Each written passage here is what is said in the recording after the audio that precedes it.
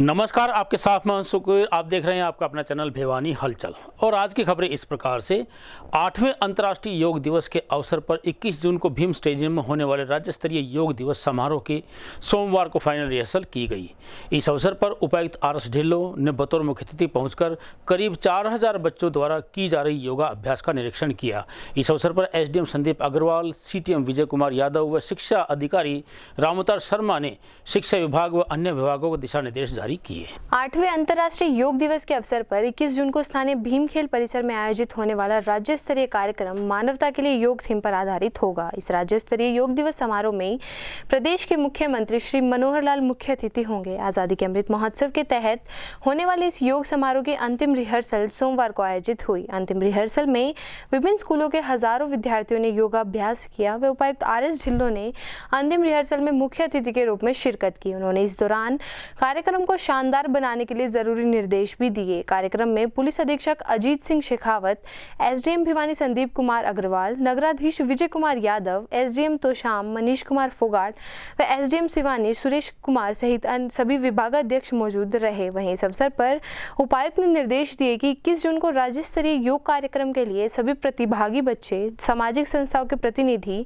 सभी विभागाध्यक्ष और कर्मचारी सुबह 5 बजे कार्यक्रम स्थल पर पहुंचना सुनिश्चित करेंगे। उन्होंने निर्देश दिए कि मैदान में बैठने के लिए सही ढंग से मार्किंग की जाए और 25 बच्चों पर एक पीटीआई, डीपीआई और पतंजलि से नोडल अधिकारी या वॉलंटियर नियुक्त किया जाए। वह बच्चों को सही ढंग से बैठाना संबंधित स्कूल टीचर की ड्यूटी है और वे इस कार्य में किसी प्रकार की कोताही ना बरतें। मुख्यमंत्री श्री मनोहर लाल 21 जून को सुबह 6 बजे कार्यक्रम स्थल पर पहुंच जाएंगे। मुख्यमंत्री द्वारा सबसे पहले धन्वंतरि के चित्र के समक्ष द्वीप प्रज्वलित किया जाएगा। इसके बाद मुख्यमंत्री प्रदेश भर के 337 Ayush and health wellness centre का भी शुभारंभ करेंगे, जिनमें 19 सेंटर जिला भिवानी के शामिल।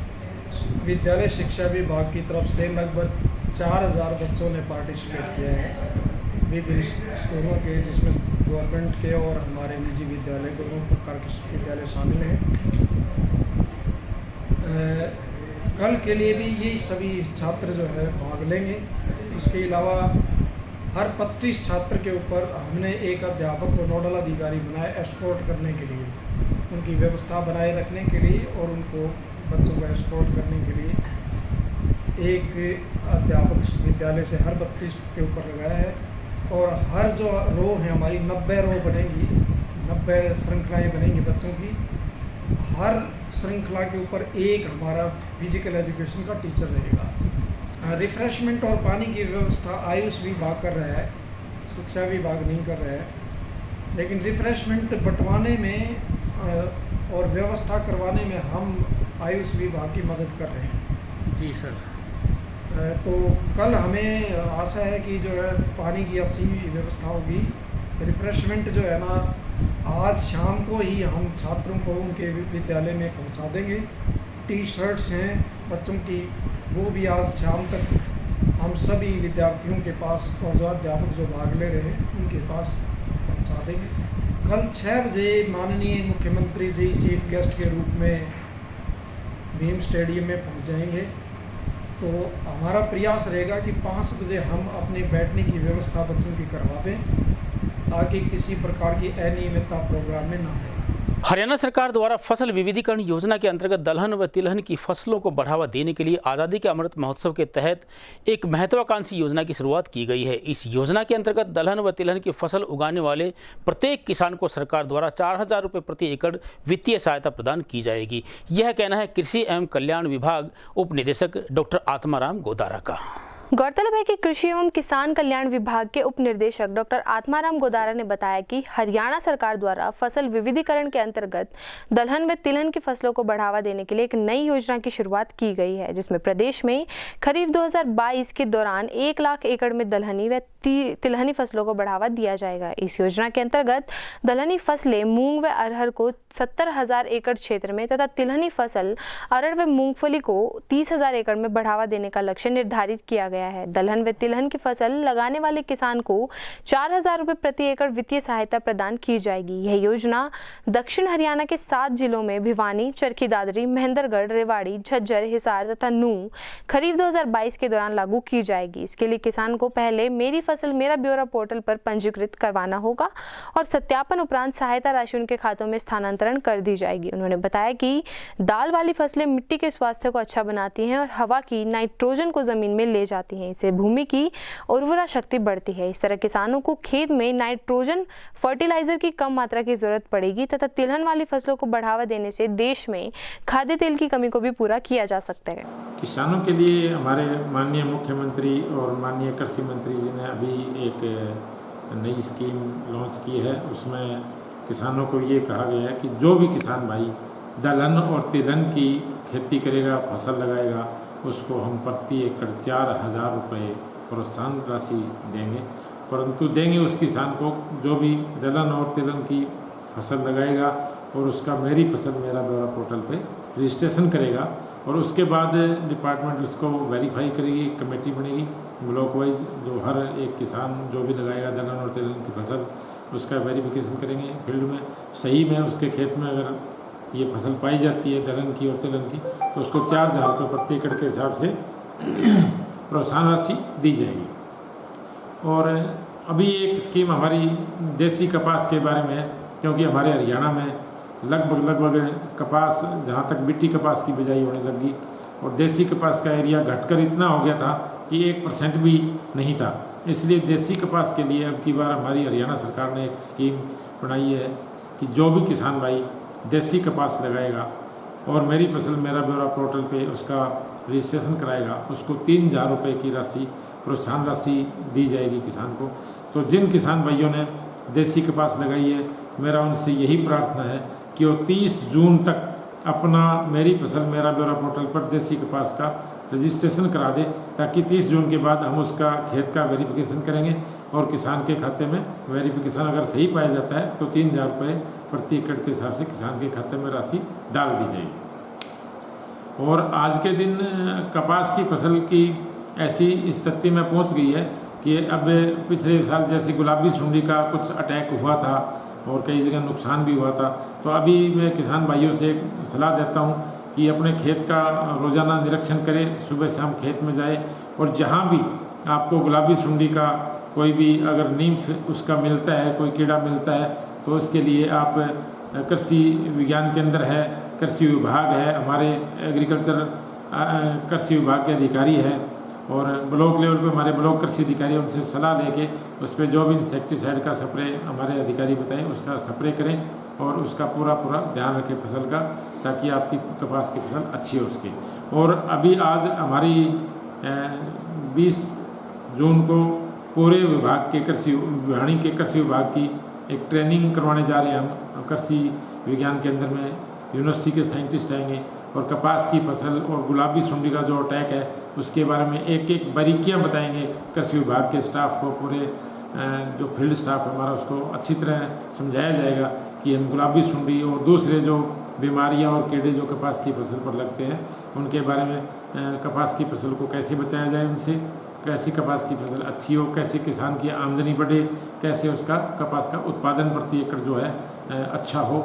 इसके लिए आज ही हम एक भिवानी रोहतक मार्ग पर एक भयानक हादसा घटित हो गया। हादसे में एक ट्रक ने बाइक सवार को बुरी तरह से कुचल डाला, जिसके कारण उसकी मौके पर ही मौत हो गई। 40 वर्षीय सुशील कुमार गुप्ता जिसकी मौके पर मौत हो गई है, जिसकी सूचना पाकर तुरंत औद्योगिक थाना प्रभारी मौके पर पहुंचे और चौकी इंचार्ज सुरेश कुमार ने अज्ञात वाहन के खिलाफ मामला दर्ज करते हुए अपनी कार्रवाई आरंभ कर दी। भिवानी रोहतक मार्ग पर राधा स्वामी सत्संग भवन दिनोद के पास मुख्य मार्ग पर ट्रक ने बाइक सवार युवक को कुचल दिया, जिससे उसकी मौके पर ही मौत हो गई। हादसा इतना भयावह था कि युवक के पांव कटकर धड़ से अलग हो गए। वहीं ट्रक चालक मौके से फरार हो गया। सूचना के बाद औद्योगिक थाना पुलिस मौके पर पहुंची। वहीं मृतक की पहचान बैंक कॉलोनी वासी 40 वर्षीय सुशील गुप्ता के रूप में हुई है। पुलिस द्वारा शव को पोस्टमार्टम के लिए चौधरी बंसीलाल सामान्य अस्पताल में रखवा दिया गया था। वहीं सब्जी मंडी चौकी इंचार्ज सुरेश कुमार ने बताया कि पुलिस को सूचना मिली थी कि कल शाम को एक अज्ञात ट्रक चालक ने बाइक सवार को कुचल दिया था। परिजनों के बयान के आधार पर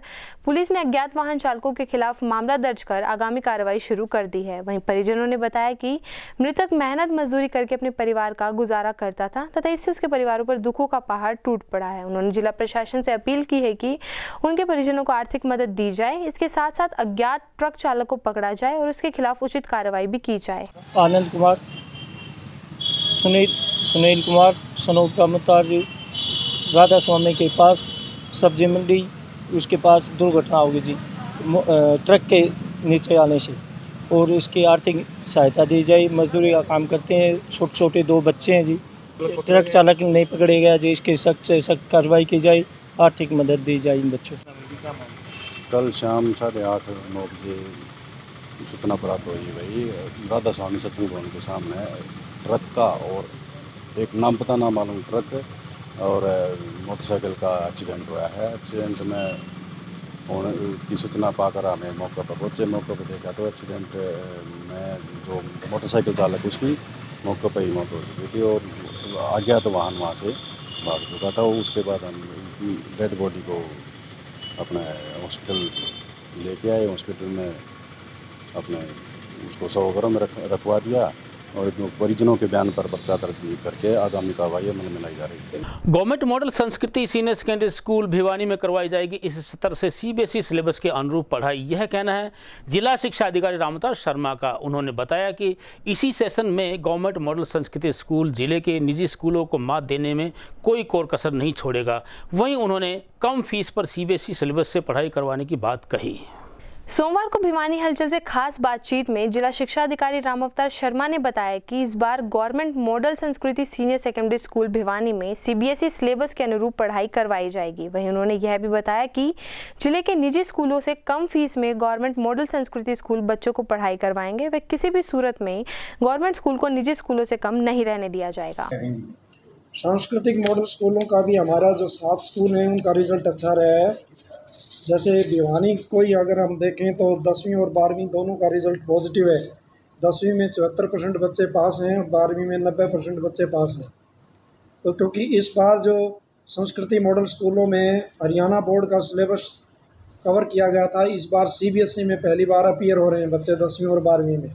तो सीबीएसई का बैच निकलेगा हमारा, वो रिज़ल्ट जो है ना आगे की दिशा को तय करेगा। हाँ, सेंटा टेस्ट के द्वारा अच्छे अध्यापक लिए जा रहे हैं संस्कृति मॉडल स्कूलों में और सभी संस्कृति मॉडल स्कूलों में तकरीबन फैकल्टी पूरी है, अच्छे अध्यापक हैं और हमारे संस्कृति मॉडल स्कूल किसी भी प्राइवेट स्कूल को टक्कर देने की स्थिति में है। बीती शाम नया बाजार के पास स्थित गुजरों की ढाणी में श्री श्याम मंदिर में एक श्याम खाटू के नाम से कीर्तन का आयोजन किया गया। इस अवसर पर मंदिर ट्रस्ट पदाधिकारी श्यामलाल गोटेवाला व मंदिर प्रबंधक राजेश कुमार ने बताया कि मनीष गुप्ता व उनकी टीम द्वारा सुंदर सुंदर भजन प्रस्तुत करते हुए श्री श्याम खाटू वाले का गुणगान किया गया।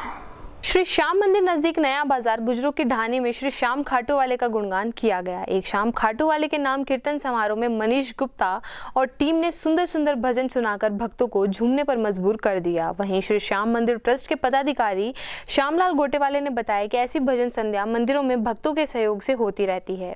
साथ ही मंदिर के प्रबंधक राजेश शर्मा ने बताया कि हमारी कोशिश रहती है कि हर महीने मंदिर में सत्संग करवाया जाए। वह महिला मंडल द्वारा हर एकादशी को मंदिर प्रांगण में सत्संग अवश्य होता है। इसके साथ साथ विभिन्न अवसरों पर यहाँ प्रख्यात आचार्य और कथावाचकों का आगमन भी होता रहता है, जिनके द्वारा ज्ञान गंगा बरसती है।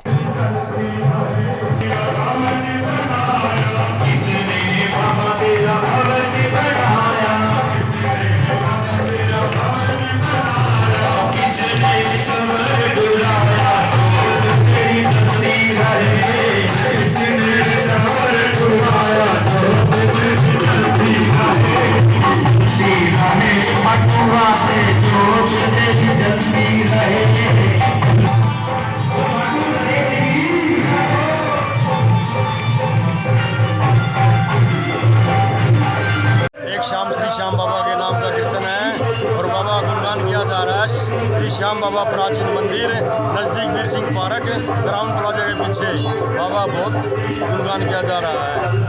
इसमें मनीष गुप्ता और भाई पंडित अमित माई की झांकियाँ सुंदर सुंदर और अन्य सुपर कलाकारों द्वारा गुणगान किया जा रहा है। रामाधार और अजय गुप्ता। जिले में सड़क दुर्घटनाओं की घटना थमने का नाम नहीं ले रही है। ऐसा ही एक सड़क हादसा देवराला व धानवास के बीच घटित हो गया। हादसे में अज्ञात वाहन की चपेट में आने पर खारियावास निवासी रमेश कुमार की मौके पर मौत हो गई। वहीं मौके पर पहुंची पुलिस ने मृतक के परिजनों के बयान पर अज्ञात वाहन चालक के खिलाफ मुकदमा दर्ज करते हुए अपनी जाँच आरम्भ कर दी है। भिवानी के गांव देवराला और धारणवास के बीच सड़क दुर्घटना में बाइक सवार एक व्यक्ति की मौत हो गई। व्यक्ति की पहचान रमेश पुत्र मामराज खारियावास निवासी के रूप में हुई है। वहीं परिजनों ने बताया कि रमेश के 3 बच्चे हैं तथा जब वह अपने ससुराल नकीपुर से गांव आ रहा था तभी रास्ते में एक अज्ञात वाहन ने उसे ये मेरे भाई थे ताऊ के लड़के, कल ये अपने ससुराल से नकीपुर से खारियावास आ रहे थे और रास्ते में धारवाणवास और देवराला के बीच किसी अज्ञात वाहन ने उसको टक्कर मार दी। उनकी मौके पर ही डेथ हो गई और डॉक्टर साहब ने उन्हें मृत घोषित कर दिया। हमारी प्रशासन से यही गुहार है कि अज्ञात वाहन को पकड़ा जाए और उसकी कानूनी कार्रवाई की जाए और ये अपनी मजदूरी करके बच्चों का पालन पोषण करता था, इसलिए इसकी आर्थिक मदद की जाए। कितने बच्चे हैं सर? इनके 3 बच्चे हैं सर। आज की खबरों में बस इतना ही। अब मुझे दीजिए इजाज़त। देखते रहिए आपका अपना चैनल भिवानी हलचल।